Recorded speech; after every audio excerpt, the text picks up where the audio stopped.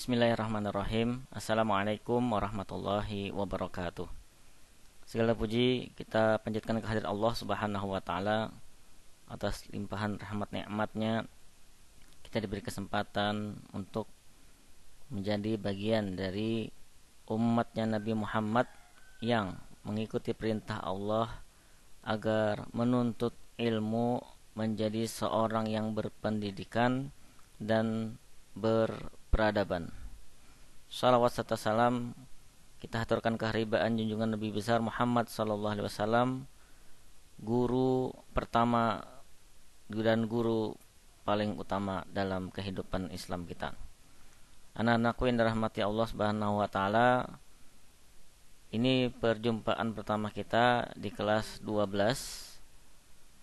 Di kelas 12 agama ini Bapak akan mengajar kalian usul fikih. Sebenarnya pelajaran usul fikih ini sudah pernah kalian dapat di kelas 10 dan kelas 11 agama, karena memang salah satu kekhasan dari kelas agama lebih banyak pendidikan atau pelajaran keislamannya. Usul fikih ini hanya sebagai sebuah pengantar, tidak banyak, untuk menyamakan persepsi, minimal untuk mengulang-ulang yang sudah pernah kalian dapat dahulu tentang usul fikih ya. Langsung saja, bahwa usul fikih terdiri dari dua kata, ada kata usul dan kata fikih. Kata usul artinya dasar atau landasan atau fondasi.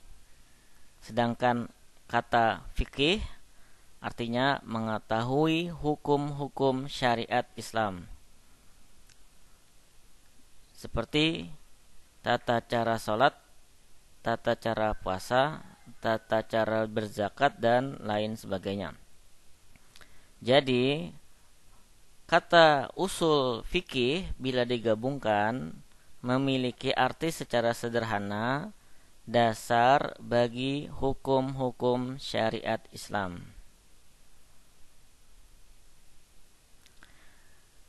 Apakah dasar atau landasan hukum syariat itu? Landasan atau dasar bagi hukum syariat Islam tidak lain adalah dalil-dalil syariat itu sendiri. Baik itu ayat suci Al-Quran, baik itu hadis Nabi Muhammad sallallahu alaihi wasallam, ataukah itu ijma' para ulama, ataukah metode kias hukum. Hukum fikih atau hukum syariat seperti yang dicontohkan di atas, sholat, puasa, zakat, haji, dan sebagainya itu harus ada dalilnya. Dan dalilnya tersebut 4: Al-Quran, hadis, ijma', dan qiyas.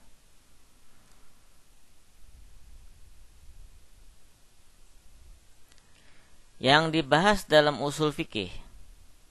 Jadi yang akan kalian pelajari dalam ilmu usul fikih ini adalah seputar dalil-dalil yang menjadi landasan mendapatkan kesimpulan berupa hukum-hukum fikih secara umum.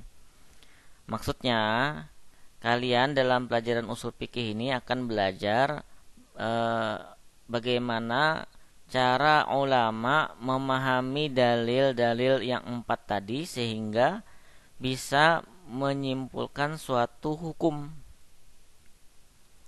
Bahasa lainnya, kalian akan belajar menjadi seorang mujtahid. Apa itu mujtahid? Siapa itu mujtahid? Mujtahid adalah orang yang bisa menyimpulkan hukum fikih. Tentu kalian mengenal namanya Imam Asy-Syafi'i. Ada Imam Maliki, Imam Hanafi, Imam Hambali, dan banyak imam lainnya. Mereka itulah mujtahid. Di antara banyak sekian mujtahid, mereka itu menyimpulkan hukum dengan berlandaskan dalil-dalil Al-Quran, hadis Nabi, qiyas ataupun ijma' ulama.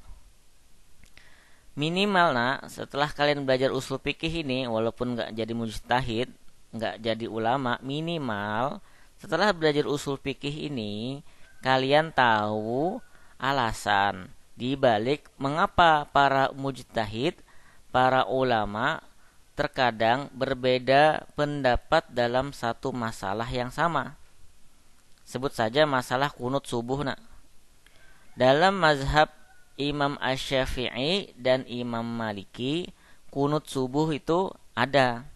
Sementara mazhab atau pendapat Imam Hanafi dan Imam Hambali, mereka tidak kunut subuh.